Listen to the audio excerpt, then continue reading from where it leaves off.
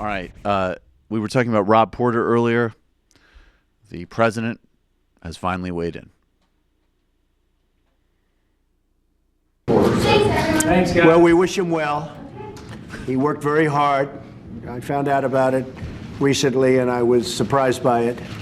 But we certainly wish him well. It's a obviously tough time for him. He did a very good job when he was in the White House, and we hope he has a wonderful career, and hopefully he will have a great career ahead of him. But it was very sad when we heard about it, and certainly he's also very sad. Now, he also, as you probably know, he says he's innocent, and I think you have to remember that. He said very strongly yesterday that he's innocent.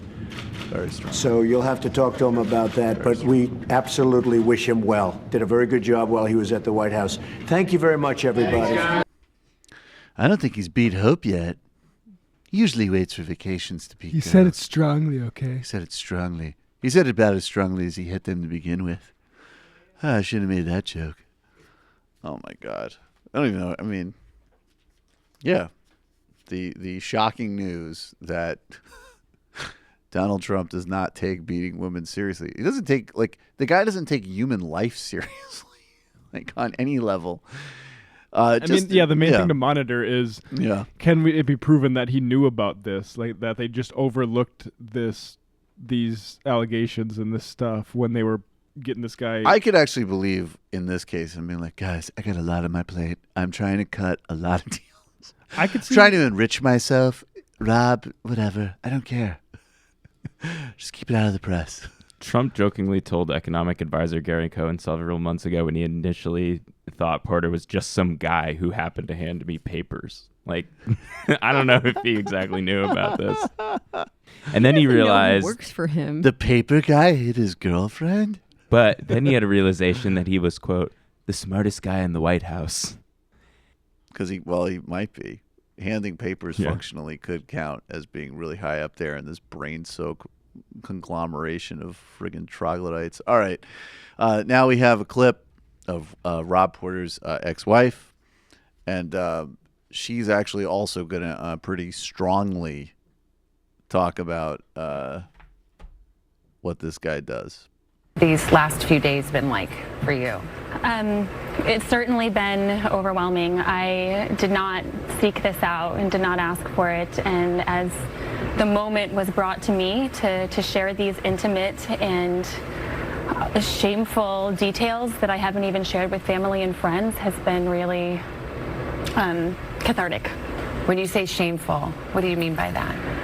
I think anybody who has been in a toxic or abusive relationship recognizes that on some degree you feel it, so it's your fault, and you carry that shame with you. I've realized as I've started to speak out more about it that even now, years later, that I've done the healing and the forgiveness that I felt that I needed, I still had shame in telling that story. You were married about 3 years, correct? 4 years. 4 years. When did you know this has crossed a line? You know, abuse is a really tricky thing. It starts slow, and it starts a cycle sort of where you don't really see it for what it is. I don't think I realized that I could even call my marriage abusive until about a year in. What was the moment? Was it this what we've read now in the papers when you say he pulled you out of the shower? What happened? We had been fighting, and Rob followed me to the shower and pulled me out of the shower to continue the rage, and immediately saw how scared I was and recognized what he was doing and released it. But that was a moment when I realized he didn't have control. When you say abusive, do you mean physically abusive? Do you mean verbally abusive? What was he like as a husband? For my marriage, I would say it was very strongly verbally and emotionally abusive. A lot of attacks on my character and my intelligence, and things that I felt to be true about myself were systematically and repeatedly attacked, so that it was, an emotional breakdown. You got a restraining order against him, so you feared some physical It was a violence? temporary protective order after an incident where he had punched in the door of our home during our separation, and the police officers sort of pointed out that if he is able to do that, even though I didn't expect it, I really didn't know what else he was capable of. And so, yeah, a temporary protective order. All these years later, you met Colbie Holderness, who is Rob Porter's first wife. She has also come forward publicly, and she has actually also put out an image that shows her with a black eye. She says Rob Porter gave her that black eye. Do you believe her? Of course I believe her. Of course I believe her. You think he's capable of that? I believe her. What did it mean to you when you sat with her and the two of you looked across the table from each other and shared this experience?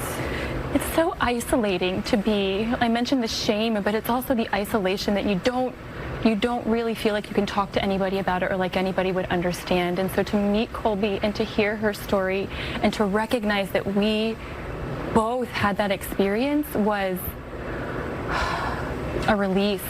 It was a recognition, you know, we really were in this together. Yeah, I mean, it's disgusting.